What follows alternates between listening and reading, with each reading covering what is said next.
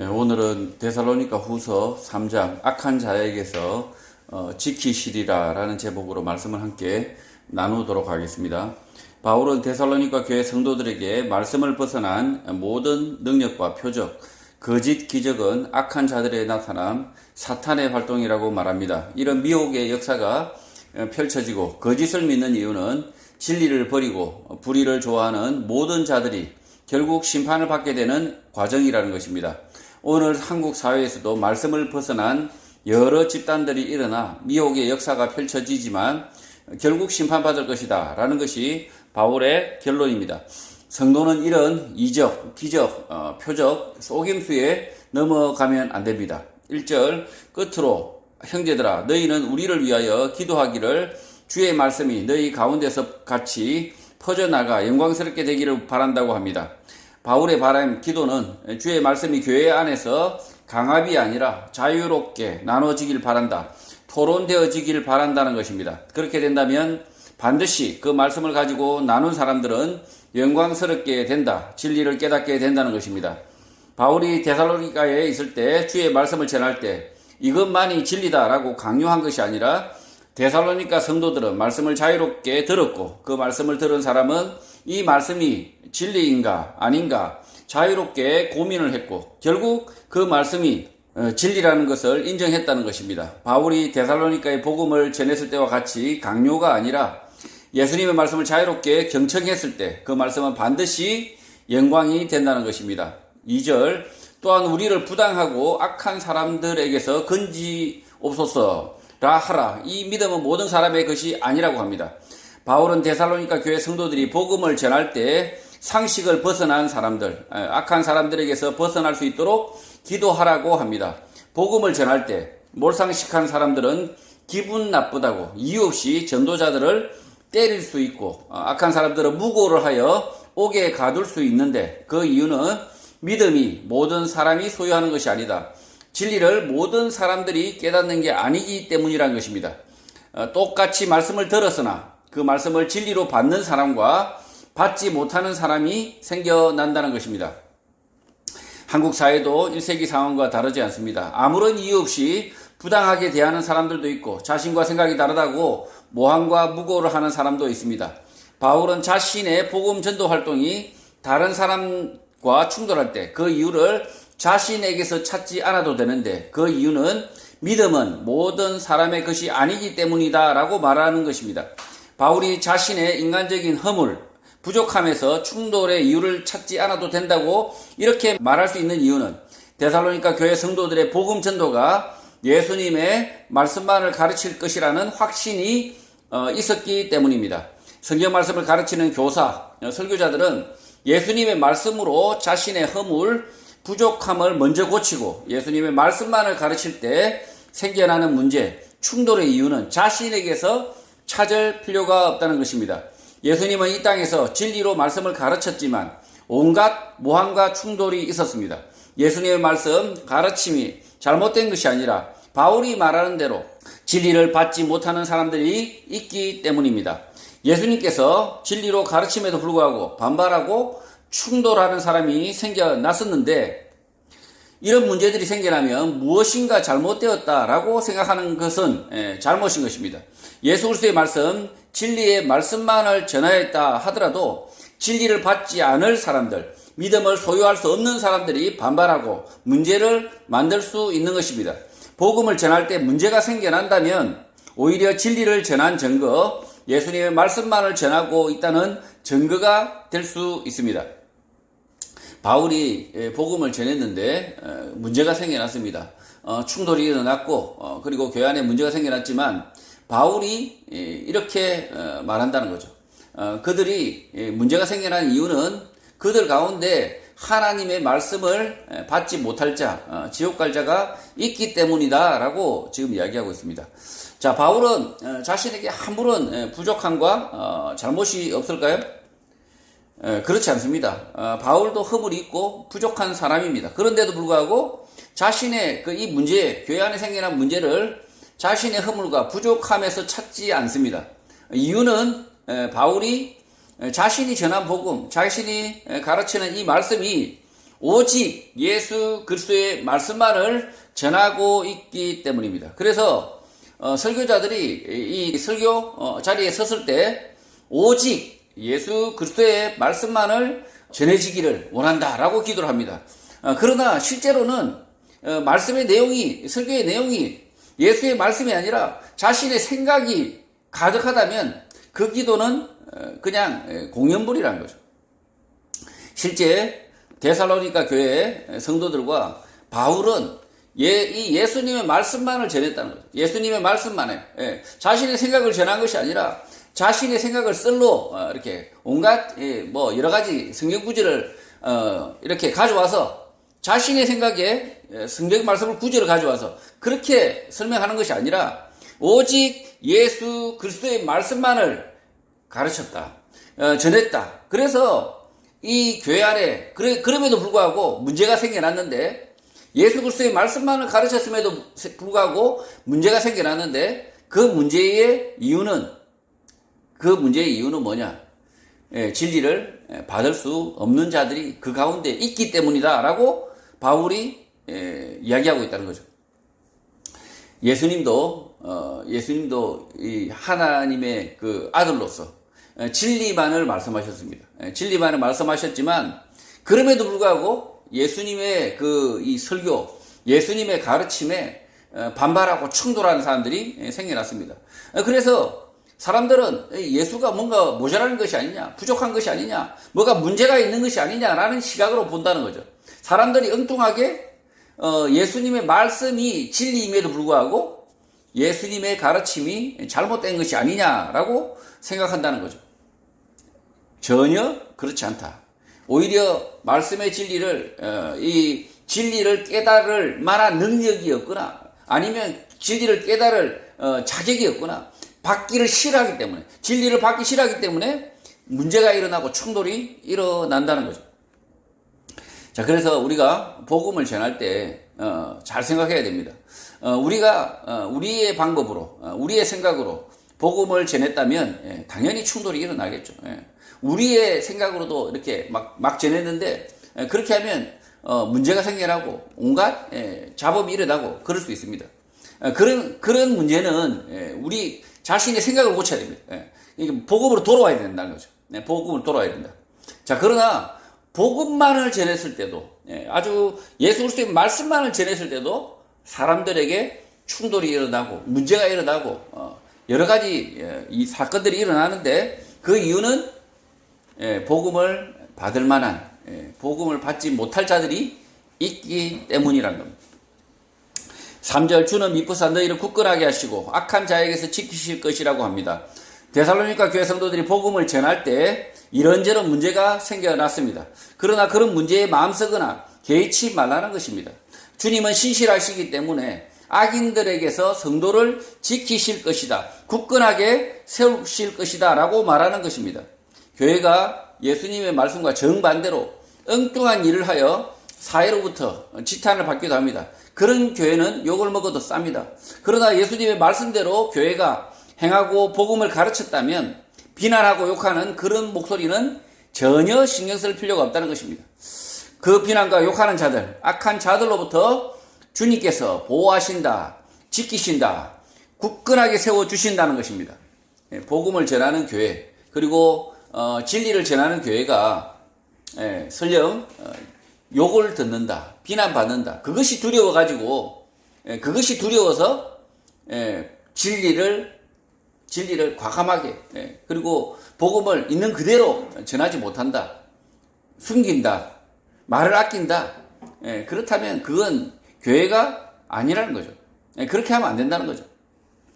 교회가 진리, 말씀을 전했음에도 불구하고 그럼에도 불구하고 비난과 그 다음에 온갖 지탄이 쏟아진다 하더라도 그 교회를 우리 예수님께서 지키신다, 보호해 주신다, 악한 자에게서 지키신다라고 말씀하고 있는데 이 말씀 믿지 않으니까 그냥 입을 닫는 겁니다. 그리고 눈치를 보는 겁니다. 악한 권력의 눈치를 보고 악한 사람들, 그냥 숫자, 떼거리, 그런 군중, 이런 것에 눈치를 보는 거죠. 그런 것은 교회가 아니라는 겁니다. 그래서 교회는 예수님의 말씀만을 전한다면 그런 문제에 대해서 전혀 걱정하지 마라. 악한 자에서 지키시는데 그가 예수 그리스도다라고 바울이 지금 말하고 있는 겁니다. 4절 너희에 대하여는 우리가 명한 것을 너희가 행하고 또 행할 줄을 우리가 주 안에서 확신한다고 합니다. 바울은 데살로니가 교회 성도들의 소식을 들었는데 주 안에서 성도들이 하고 있는 일과 하려고 하는 일들이 바울 일행이 부탁한 일, 명령한 일들이라고 확신을 합니다. 데살로니가 교회 성도들이 하는 일은 엉뚱한 일이 아니라 예수님으로부터 받은 명령, 그 일을 하고 있다는 것입니다.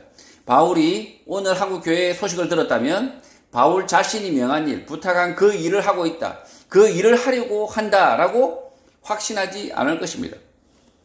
그 이유는 주님께서 부탁하신 일은 가난한 자와 병든 자, 부한 자와 건강한 자를 차별하지 않고 예수님의 말씀만을 전하고 가르치고 그 말씀대로 실천하고 행동하기 위하여 모든 교인이 함께 모이기를 힘쓰는 교회인데 그런 교회를 찾기 힘들기 때문입니다. 한국 교회가 돈과 사회적 지위, 성취, 몸의 건강을 성공과 축복의 척도로 여기고 이런 것을 공공연하게 자랑을 합니다. 바울은 이렇게 명한 일이 전혀 없습니다. 교회가 건강한 교회의 지표를 마치 많은 돈과 그 다음에 사회적 성취, 그 다음에 성도들의 몸의 건강, 그 다음에 성도들의 그 행복에 있다면 그렇다면 그것이 교회의 건강한 교회의 척도다 이렇게 생각한다면 그 교회는 이미 망한 겁니다. 바울은 이런 일을 명하지도 않았고 그리고 그 일을 하리라고 생각하지 않는다는 거죠. 교회는 교회에 명한 일은 이런 일이 아니다.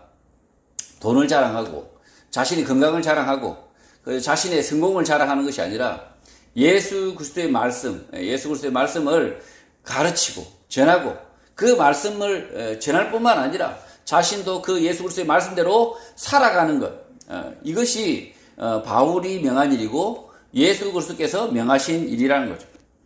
5절 주께서 너희 마음을 인도하여 하나님의 사랑과 그리스도의 인내에 들어가게 하시기를 원한다고 합니다.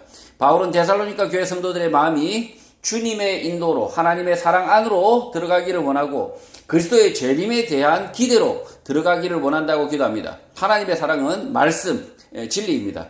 사람의 삶은 진리로 가득해야 하지만 무지, 어리석음으로 인생을 채우기도 합니다. 바울은 데살로니가 성도들에게 말씀, 진리로 가득한 삶, 하나님의 사랑을 아는 삶을 원했고 예수 그리스도의 재림, 예수 그리스도의 오심에 대한 열망으로 주어진 삶의 시간을 채우길 원했던 것입니다. 바보 같은 남성이 있을 수 있죠. 어떤 동네에 한 남자와 한 여자가 살았는데 이 바보 같은 남자는 이 여성이 자기를 사랑한다는 걸 모르는 거죠. 모르고 항상 이 여성이 자기를 미워한다라고 이렇게 살았는데 그렇게 살다가 따로따로 시집가고 장가가서 한참 뒤에야 그 사실을 알게 됩니다. 이 무지죠. 그러니까 무지, 깨닫지 못함. 이것이 그 남자의 인생에 얼마나 많은 시간을 허비하게 합니까? 결국은 나중에 뭐 이쪽도 사별하고 이쪽도 사별해서 다시 만났다. 그러면 참 이 무지라는 것이 우리 인생에 차지하는 엄청난 공백이 있다는 거죠. 마찬가지입니다. 하나님의 사랑도 하나님의 사랑, 하나님의 말씀에 대한 진리에 대한 깨달음이 없는 것. 그러니까 무지하게 진리를 알지 못하는 삶의 공백은 어마어마하다. 우리 삶에서 100년 사는 삶 속에서 진리를 알지 못하고 사는 그 삶은, 그 공백은 엄청난 겁니다. 수십 시간, 수십 년간 진리의 말씀을 알지 못하고 살아가는 그 시간이 공허한 거죠. 공허하게 채워진다. 마찬가지입니다. 그 진리를 아는 성도는 예수 그리스도의 오심을 인내하면서 그 예수 그리스도의 진리로 채워간다는 거죠. 예수 그리스도의 말씀, 진리를 아는 성도는 진리로서 자신의 삶을 채워가는데 예수 그리스도의 오심을 기대하고 인내함으로써 그러면서 이 삶의 시간을 아주 소중하게 채워갈 수 있다라는 것이 지금 바울의 말입니다. 자, 그래서 인생에 있어서 무지한 것은 정말 큰 공백을 만들고 있고 손해를 만들고 있고 그리고 그 진리를 아는 성도는 예수 그리스도의 말씀에 진리를 담은 성도는 소망으로 예수 재림의 소망으로 자신의 마지막 인생까지 채워갈 수 있다는 것입니다. 6절 형제들아 우리 주 예수 그리스도의 이름으로 너희를 명하노니 게으르게 행하고 우리에게서 받은 전통대로 행하지 아니하는 모든 형제에게서 떠나라고 합니다. 바울은 우리 주 예수 그리스도의 이름으로 데살로니가 교회 형제들에게 명령한다고 합니다. 명령은 상하관계, 주종관계에 있기 때문에 가능한데 예수 그리스도의 안에서 바울과 데살로니가 교회 성도들은 서로를 주의 종으로 인식을 하고 있고 바울이 상하관계에서 상 위에 있는 자로서 명령하는 것이 아니라 예수 그리스도의 명령을 대신 전하는 것입니다. 지금 교회 안에서 우리가 교회 안에서 이 바울이 명령한다라고 얘기하고 있습니다.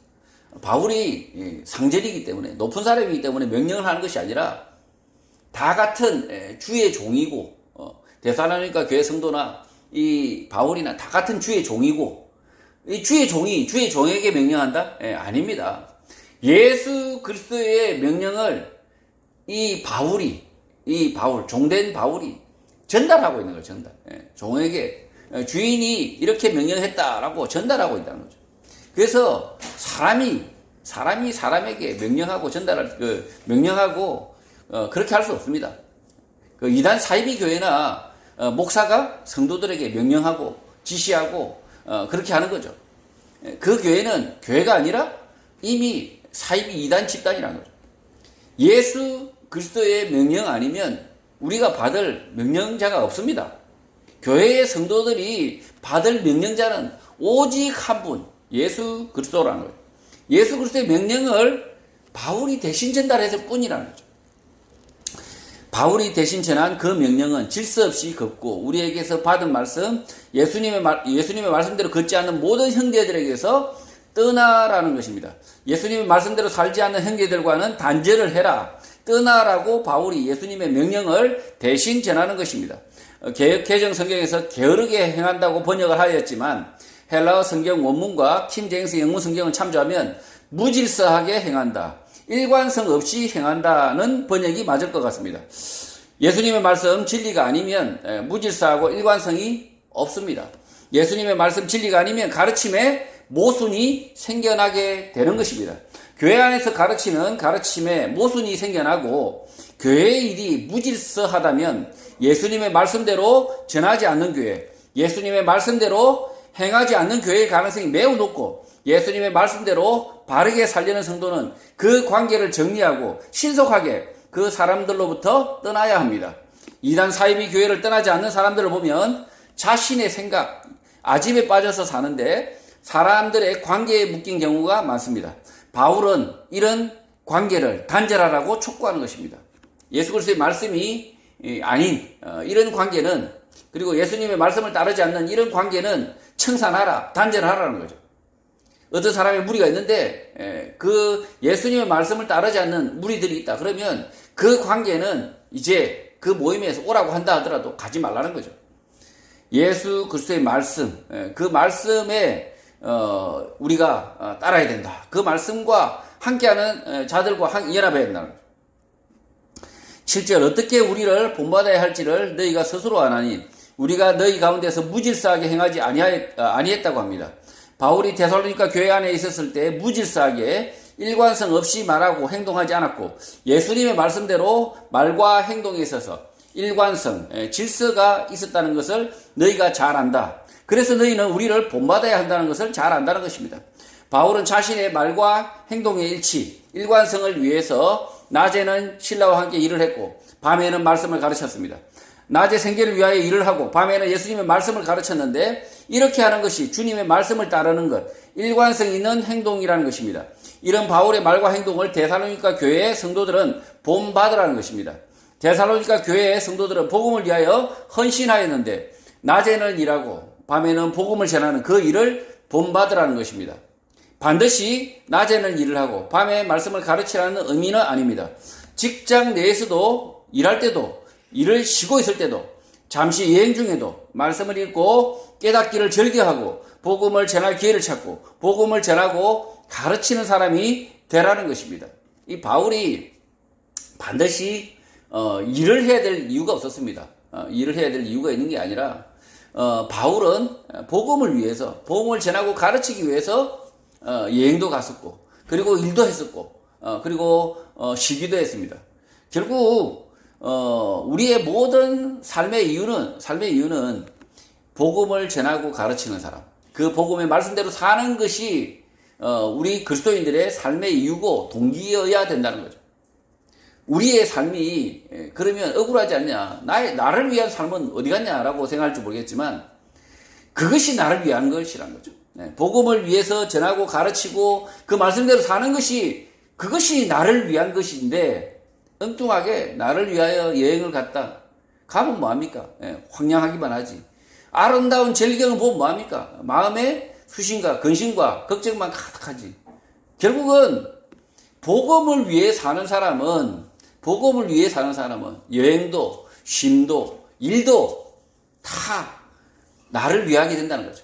예수 그리스도의 복음을 위해서 전하게 되고 그 복음을 가르치고 그 복음대로 살게 되면 결국 그 쉼이, 그 노동이, 그 여행이, 나의 모든 그 삶이 결국은 나를 구원한다. 나의 삶을 영생으로 이끈다는 거죠. 반대로 하는 사람들이 있습니다. 반대로 나를 위하여 성경책을 읽고 그 다음에 나를 위해서 예배당에 가고 나를 위해서 여행도 가고 나를 위해서 쉼을 얻고 나를 위해서 노동도 하지만 결국은 그 모든 일들이 나에게 아무런 도움이 되지 않습니다. 바울은 지금 이 데살로니가 전후서를 통해서 이 복음을 전하고 가르치는 사람, 이게 뭐 목사, 전도사 뭐 이런 사람들의 삶으로 생각하면 안 된다는 거죠. 목사, 전도사만 이렇게 복음을 전하고 가르치는 사람이 되라는 것이 아니라 모든 성도가 복음을 전하고 가르치는 그 삶 가운데 나의 삶이 진정한 나의 삶이 있기 때문에 그래서 이렇게 가르치고 있는 것입니다. 8절 누구에게서든지 음식을 값없이 먹지 않고 오직 수고하고 애써 주야로 일하면 너희 아무에게도 폐를 끼치지 아니하려고 함이라고 합니다. 바울은 데살로니가 교회 성도들이 가져온 빵을 그저 먹지 않고 값을 치르기 위하여 밤낮으로 노동을 했다. 일을 했다고 합니다. 데살로니가 교회 성도들에게 폐를 끼치지 않으려고 밤낮으로 힘든 노동, 거친 일도 마다하지 않았다는 것입니다. 바울의 노동 수고는 빵을 위한 노동, 수고가 아니라 복음을 위해서 그렇게 했다는 것입니다. 자신의 빵을 위해서 노동하거나 이렇게 수고한 것이 아니라 실제로는 복음을 위해서, 복음을 전하기 위해서 내가 폐를 끼치지 않아야 복음을 전할 수 있으니까 그렇게 해서 복음을 위해서 그렇게 노동을 했다라고 지금 바울이 이야기한다는 거죠. 바울은 매우 특별해서 이렇게 살았던 것이 아니라 모든 그리스도인이 이렇게 살아야 하는데 바울이 모범을 보인 것입니다. 모든 그리스도인은 일을 통하여 경제활동을 통하여 돈을 버는데 그 목적이 더 많이 소비하고 즐기기 위해서가 아니어야 한다. 더 많은 재산의 축적 때문이 아니라 예수님의 말씀을 전하고 가르치는데 부족함이 없기 위해서 돈을 벌기도 하고 경제활동을 하기도 하고 여행을 가기도 하고 쉬기도 하기도 한다는 거죠. 우리의 삶이 반대로 되면 우리의 삶이 괴롭습니다. 우리의 삶이 나에게 돈, 그 다음에 내가 더 많은 소비를 하기 위해서 내가 노동을 하고 내가 땀을 흘리고 일을 한다면, 소위 말해서 먹고 살기 위해서 일한다면 그 삶이 참 공허하다는 거죠. 이 바울은 모범을 보였는데요.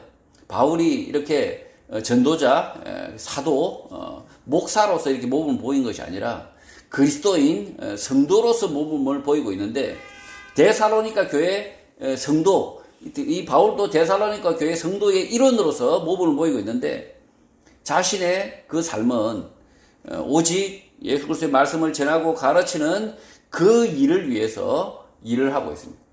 그럼에도 불구하고 그 일을 통해서 이 주객이 전도되지 않고 오히려 말씀을 가르치고 전하기 위해서 노동을 하고 일도 하고 이렇게 했는데, 그 삶이 이 바울의 이 삶이 결국은 영생으로 이끌더라는 거죠.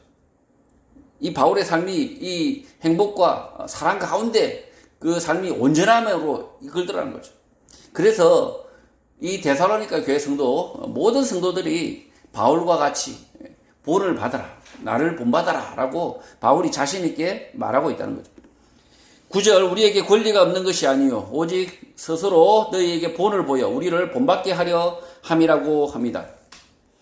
바울은 자신이 사도로서 권위, 권력, 힘이 없어서가 아니라 데살로니가 교회 성도들의 모범, 샘플이 되기 위하여 이렇게 했다는 것입니다.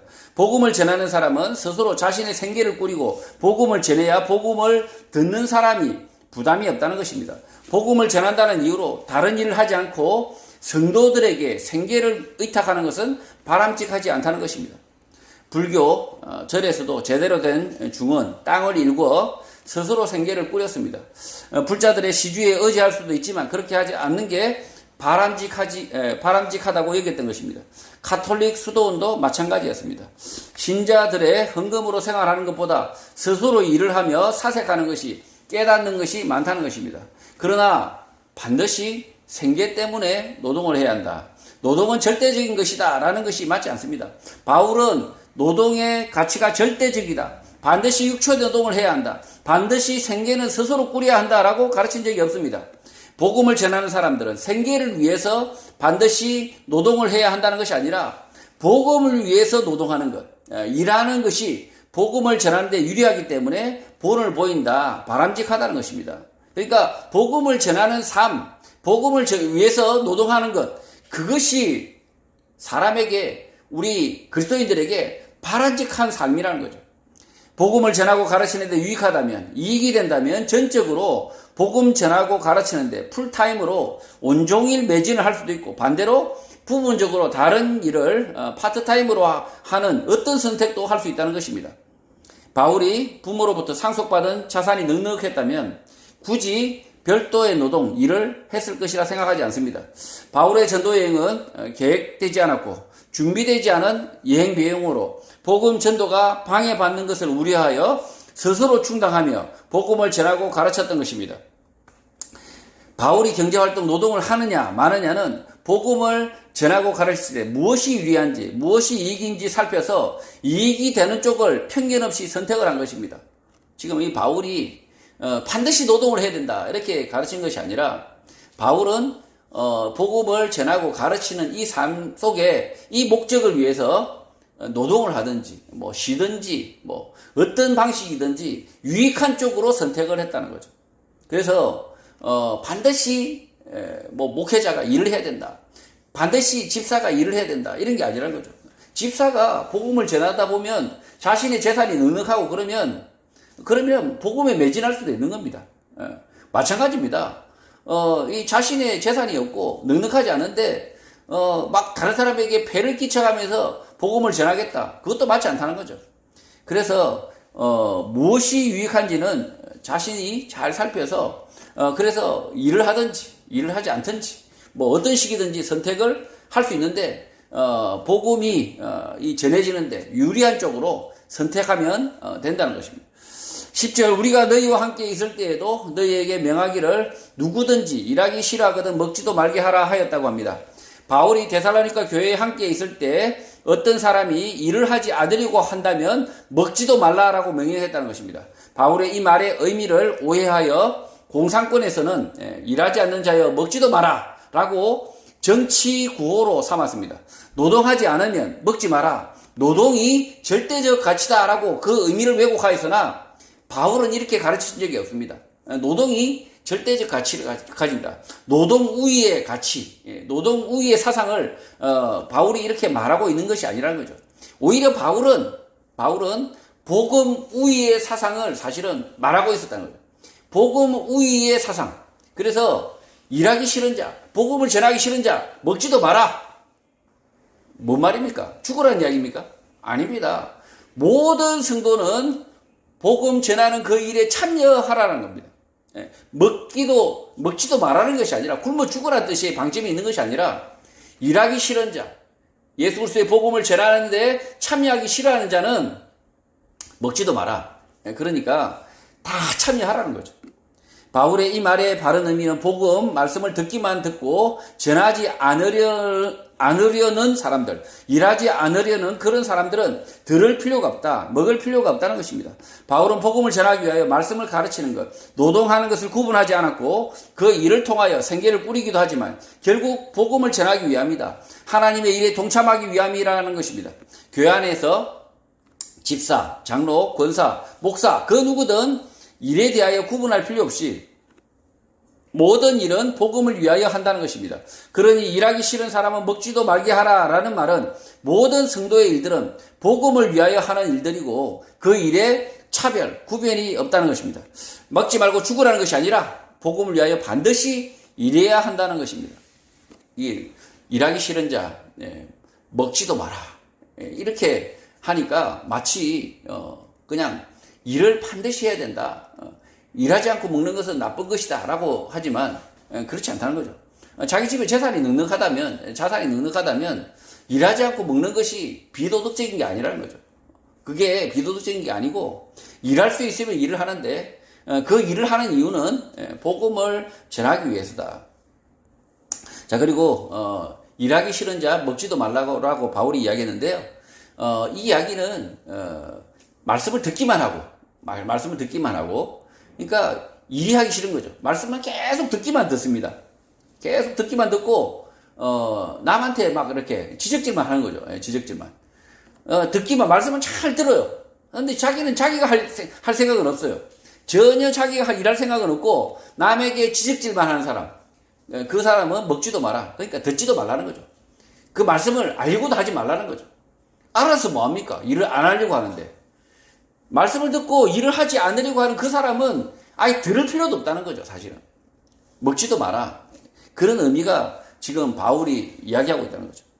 우리 사회에서 일에 대한 구별, 차별이 있습니다. 목사는 거룩한 일을 하는 것이고 집사는 세속적 일을 하는 것이다 라는 차별적 인식이 있으나 그렇지 않습니다. 목사든 집사든 그 누구든 성도가 하는 그 모든 일은 주님께서 말씀하신 일, 거룩한 일, 그런 일로 차별 구별이 없어야 합니다. 그래서 성도가 회사, 직장에 가더라도 예수님의 말씀을 쫓아서 일을 해야 하는 것입니다. 회사, 직장을 가는 이유가 예수 복음을 전하고 그 말씀을 실천하기 위해서라는 것입니다. 이렇게 이야기하면 엄청 답답해합니다. 아니 이렇게 하면 막 신학교 가라는 말씀으로 오해를 합니다. 그래서 많은 젊은 청년들이 20대 대학생 청년들이 신학교로 막 이렇게 쫓기듯이 압박을 받고 이 말씀 때문에 압박을 받고 억지로 신학교로 가서 쓰잘데기 없이 많은 목사 후보생들을 만들어내서 교회 안에 정말 목사 후보생만 가득해가지고 교회의 어려움을 초래하게 되는 거죠. 이 바울이 이렇게 말하는 이유는 모든 성도가 신학교로 들어가라는 말씀이 아니라 예수 복음을 전하고 가르치는 그 일은 이 길은 모든 성도가 그렇게 한다. 모든 성도가 실제로 예수 그리스도의 말씀과 그 말씀을 가르치고 전하는 그 일을 목적으로 삶을 살아도 그 일을 자신의 인생의 목표로 삼아도 아무도 불행해지지 않는다는 거예요. 아무도 불행해지지. 모든 성도가 완전한 삶, 거룩한 삶, 풍성한 삶으로 나아간다는 거죠. 그러니 쓸데없이 신학교로 가야만 된다라고 생각하는 바보들이 있으면 안 된다는 거죠. 11절 우리가 들은 적 너희 가운데 게으르게 행하여 도무지 일하지 아니하고 일을 만들기만 하는 자들이 있다고 합니다. 데살로니가 교회 안에 무질서하게 일관성이 없이 말하고 행동하는 사람들이 있었는데 바쁜 척은 하지만 아무런 일도 하지 않는다는 것입니다. 일만 만들고 자신은 아무 일도 하지 않는 것입니다. 남의 일에 참견만 할 뿐 자신의 일을 하지 않는 것입니다. 바울은 이런 사람들에게 일하기 싫어하거든 먹지도 말게 하라. 참견도 못하게 하라 라고 명령한 것입니다. 교회 안에서 자신의 일을 성실하게 하는 성도들끼리만 회의하고 의논하라는 것입니다. 이렇게 말만 하고 참견하는 사람들이 교회 안에 있습니다. 그런 사람들이 꼭 교회 안에 문제를 일으킵니다. 실제 말만 아주 그냥 말이 너무 많습니다. 실제 일은 전혀 도움이 안 됩니다. 도움이. 실제 뭐 교회 정교회 수련회 한다 그러면 뭐 이것도 해야 된다 저것도 해야 된다 행사 뭐 기간이 짧다 온갖 의견을 다 내놓지만 실제 이 수련회 행사장에 그 바닥에 물이 젖어 있어도 닦지도 않는다는 거죠. 실제. 그리고 그 장소가 뭐 이렇게 냄새가 나고 이러면 그 창문이라도 열고 이렇게 환기라도 시키고 이렇게 해야 되는데 그런 일도 하지 않는다는 거죠. 전혀 그런 데는 관심 없고 계속 참견하고 말만 하고 이런 사람들은 교회 안에서 이렇게 배제를 하라. 이런 사람들은 회의하고 의논하지 말라는 거죠. 12절 이런 자들에게 우리가 명하고 주 예수 그리스도 안에서 권하기를 조용히 일하여 자기 양식을 먹으라고 합니다. 바울은 우리 주 예수 그리스도께서 우리를 통하여 데살로니가 교회 성도들에게 명령했다, 간청했다고 하는데 일을 할 때 조용히 일하고 자신의 빵을 먹어야 한다라고 말합니다. 남의 일에 참견을 하면서 말만 하고 행동하지 않는 사람에 대한 책망입니다.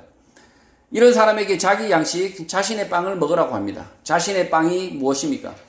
예수 복음을 위하여 자신이 할 수 있는 일, 자신이 해야 하는 일을 그 일입니다. 그림 그리는 재능이 있는 사람이 피아노를 치려고 하면 안 된다. 남을 가르치는 재능이 없는 사람이 남을 가르치려고 하면 안 된다. 남의 일에 더불어서 가려고 하는 것이 아니라 각자 자기가 잘할 수 있는 일을 찾아서 그 일을 하라는 것입니다. 사람마다 자기의 양식, 자기가 할 수 있는 일이 따로 있는데 그 일을 하라는 것입니다. 이게 청소년 때 사실은 이 문제가 있습니다. 자신의 재능, 자신의 능력, 자신이 할 수 있는 능력, 그 다음에 자신의 생김새, 그 다음에 자신의 운동 능력, 자신의 지적 능력, 여러 가지 능력과 자기의 재능들을 청소년 때 잘 파악을 해야 됩니다. 파악을 해서, 그 파악된 자아죠. 그 자신을 통해서 자기의 일을 해야 됩니다. 자기의 일을. 자기 일을 해야 되는데, 교회 안에서 꼭 보면, 말씀을 깨닫고 가르치고 전하는데 정말 무능한 사람이 막 전하려고 합니다. 막 전하려고 하고. 원래 그 사람은 막 이렇게 말씀을 전하고 가르쳐야 될 그 위치가 아니라 실제로는 그 말씀 끝나고 식사 시간에 같이 마치 요리를 해서 그러니까 막 식사를 준비해서 많은 성도들에게 유익을 끼칠 수 있는 아주 요리왕이었는데 쓰잘데기 없이 말씀을 가르치려고 애를 쓴다는 거죠. 이렇게 되면 어떻게 됩니까? 교회가 교회답지 못하다는 거죠. 교회는 각자 자기의 빵을 먹어야 된다. 각자 자기의 빵을 먹으면서 서로 협력을 해야 된다는 거죠. 그렇게 될 때 교회가 교회다워진다는 거죠. 다 이것도 20대 청소년 때의 문제들인데 이 우리나라 교육 자체가 우리 자기 자신을 잘 깨달고 이해할 수 있는 그런 경험의 장을 제공하지 않습니다. 가령 학교 안에서 실제로 발표 수업이라든지 이런 것들을 해서 그 사람이 과연 많은 사람들 앞에서 설득력 있게 뭔가를 전달할 능력이 있는지 없는지를 학생들이 스스로 시험할 수 있도록 그런 자리를 만들어줘야 됩니다. 만들어줘야 되는데 대학생 때까지 내내 그 엉덩이로만 공부하다가 갑자기 사회에 나와가지고 한 번도 남을 이렇게 설득해보거나 가르쳐 본 적이 없는 사람이 대학을 졸업하고 그러고 나서 갑자기 막 그렇게 사람들을 가르치겠다. 그렇게 되면 이 사람이 다행히 숨은 재능이 폭발을 해가지고 그 사람이 사람들을 가르쳐서 유익을 끼치면 다행이겠으나 많은 경우가 그렇지 않다는 거죠. 실제로는 많은 사람들이 힘겹게 그 사람의 이야기를 듣고 있고 제가 이제 교회 생활이 벌써 50년째 아닙니까, 저도. 전도 한 40년은 남의 설교를 들었는데, 남의 설교를 듣고 남의 가르치는 것을 들었는데, 어떤 사람은 참 잘 가르치지만, 어떤 사람은 복음의 진수, 말씀의 진수, 말씀을 잘 가르치고 있고, 그 말씀의 진리를 가르치고 있지만, 어떤 사람은 하나마나, 저게 무슨 소린지, 전혀 이해 안 되는, 시간만 굉장히 아까운, 그런 일들을 계속하고 있다는 거죠. 계속하고 있다. 그래서, 자신의 재능이 어디에 있는지, 그리고 자신에게 그런 재능이 없다는 사실을 인식을 못하니까 계속 사람들을 고문하고 괴롭히고 힘들게 하는 거죠. 그래서 이 자신의 빵을 먹어야 된다. 자기 양식을 먹어야 한다라고 바울이 이렇게 말하고 있는 거, 교회가 각각 자신의 지금이라도 이렇게 늦지 않았으니까 자신의 재능들을 잘 찾아서 그 일들을 함께 나눠서 한다면 교회가 교회답게 된다는 거죠. 13절, 형제들아 너희는 선을 행하다가 낙심하지 말라고 합니다. 각자 자기에게 주어진 일, 선한 일을 하는데 지치지 말라, 낙심하지 말라는 것입니다. 자신이 하는 일이 보잘것없다, 이렇게 해서 뭐하냐, 낙담하지 말라는 것입니다. 예수님의 말씀대로 일을 한다면 지치지 않아야 한다, 낙담하지 말아야 한다는 것입니다. 사람들이 아주 앞에서 이 목사, 담임 목사, 뭐 이런 사람의 역할에 대해서는 굉장히 중요하게 생각하지만, 정작 그 모임을 위해서 책상을, 의자를 바르게 놓는 그 사람의 역할에 대해서는 중요하게 생각하지 않는, 그래서 차별하는 이런 일들이 일어나지만, 그러나 이 아무리 작은 일이라 할지라도 보잘것없다, 사람들이 그렇게 평가하더라도 지치지 말고 낙담하지 말고 끝까지 하면 된다라고 지금 바울이 가르치고 있는 것입니다. 그래서 선을 행하다가 주의 일을 하다가 낙심할 필요가 없다라는 것입니다. 14절, 누가 이 편지에 한 우리 말을 순종하지 아니하거든 그 사람을 지목하여 사귀지 말고 그로 하여금 부끄럽게 하라고 합니다. 왕따 이지매가 잘못이 아니라는 것입니다. 사도 바울이 전하여 준 예수님의 말씀을 따르지 않는 자, 순종하지 않는 자가 있다면 이 노트에 메모도 하고 블랙리스트를 만들어 가지고 그 사람 옆에 가지 말라는 것입니다. 그렇게 하면 그가 부끄러워할 것이다, 돌이킬 수 있다라고 가르치는 것입니다. 왕따 이지매가 나쁜 이유는 그 사람의 잘못, 악행에 대하여 메모를 하는 것이 아니라 엉뚱하게 자신의 욕심, 탐욕에 부합하지 않는 사람을 메모하여 왕따, 이지매를 시키기 때문입니다. 자신의 이익을 위하여 편을 가르는 것은 악한 편가르기이지만 예수님의 말씀에 어긋나는 사람, 순종하지 않는 사람을 외면하여 부끄럽게 하는 것은 거룩한 편가르기라는 것입니다. 이 편을 가르는 것이 무조건 나쁘다, 이렇게 찢어지는 것이 무조건 나쁘다고 생각하는데 그렇지 않다는 거죠. 이 악행을 하는 사람들의 악행에 대해서는 동참하지 말아야 되고 찢어져야 된다는 거죠. 그리고 그 사람을 왕따시켜야 된다. 그러니까 이 악행을 하는 사람들, 말씀에 순종하지 않는 사람들은 끊어내야 된다는 거죠.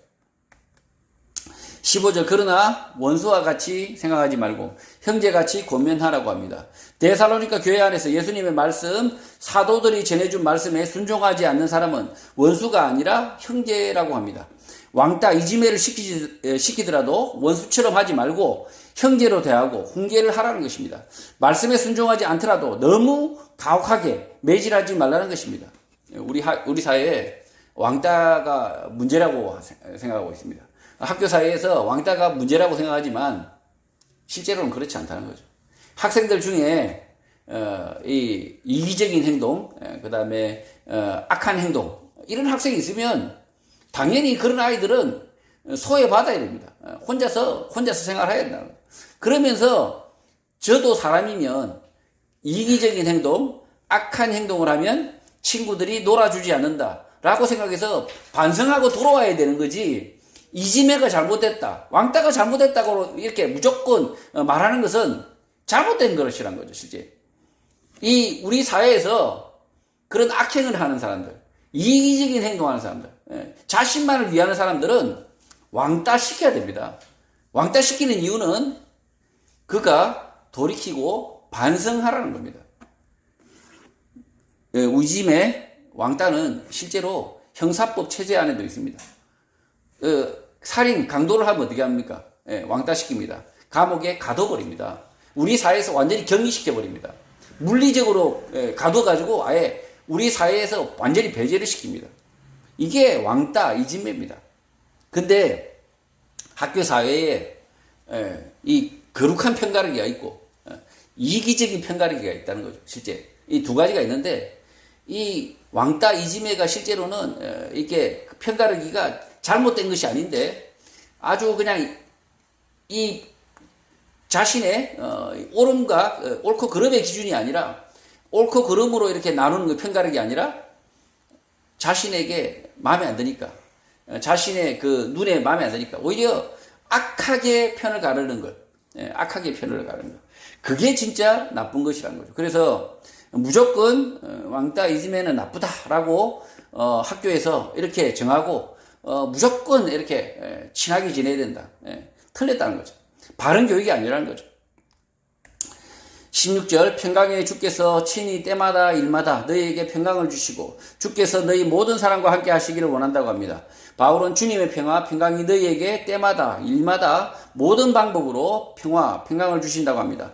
이 평화는 죄로 인하여 원수되었던 우리를 예수 십자가로 대속하셨기 때문에 임한 평강인 것입니다. 삶에 진리가 없고 질서가 없으니 평강이 있을 수 없는데 예수 그리스도께서 진리로 평강으로 찾아오셔서 내 삶에 모순이 없고 평화가 있다는 것입니다. 자신의 삶에 문제에 모순이 있다면 예수님의 진리, 평강이 아직 나의 평강이 아닌 것입니다. 바울은 데살로니가 교회 모든 성도들이 예수님의 말씀, 진리에 충만하여 모순 없는 삶, 평강의 삶을 살기를 바란다는 것입니다. 또 바울은 주께서 데살로니가 교회 모든 성도들과 함께 하시기를 기도합니다. 데살로니가 교회 모든 성도들이 주님의 임재를 경험하고 살기를 바라는 것입니다. 주님의 임재는 곧 말씀의 깨달음, 진리를 깨달은 가운데 성도 각 사람의 심령 가운데 임하는 것입니다. 17절 나 바울은 친필로 문안하노니 이는 편지마다 표시로서 이렇게 쓴다고 합니다. 킹제임스 영문 성경을 보면 이 말의 의미를 잘 알 수 있습니다. 바울 자신이 편지마다 친필로 쓴 인사글은 내가 썼다는 정표다, 토큰이다 라는 것입니다.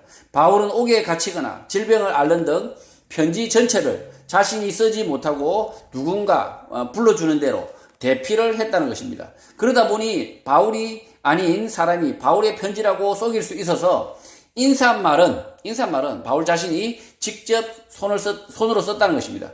바울이 편지글 말미에 이렇게 말하는 이유는 복음의 변경을 우려했던 것입니다. 바울은 자신이 전한 복음, 예수 그리스도의 말씀이 변질, 왜곡되는 것을 경계했고 그래서 여러 서신서들을 남겨 오늘 우리에게 전해진 것입니다. 바울 서신들을 통하여 복음서들의 의미를 비교하고 재확인할 수 있는 것입니다. 이 바울은 이 복음의 변경을 굉장히 우려했습니다. 우려했기 때문에 실제로 이 사도 바울이 복음서를 저술하지 않았지만 실제로는 사도 바울은 이 복음서의 말씀을 더 많이 전했을 것이지만 그러나 사도 바울이 복음서를 저술하지 않습니다. 이 복음의 말씀을 왜곡해서 잘못 이해하는 것에 대해서 바울이 지적을 하고 코멘트를 하고 이렇게 빨간 줄을 쳤던 거죠, 실제. 그래서 바울이 가장 우려하는 것은 뭐였냐? 이 바울이 아주 세심하게 아주 마음을 쓴 데가 어디냐? 복음의 변질이라는 거죠. 지금 한국 교회가 이 복음서의 말씀들을 매우 많이 왜곡하고 매우 많이 왜곡해서 전달하고 있습니다. 그래서 바울이 이렇게 서신서들을 통해서 보면 한국 교회가 복음서의 말씀을 어떻게 엉터리로 전하고 있는지 서신서들을 보면 알 수가 있다는 거죠.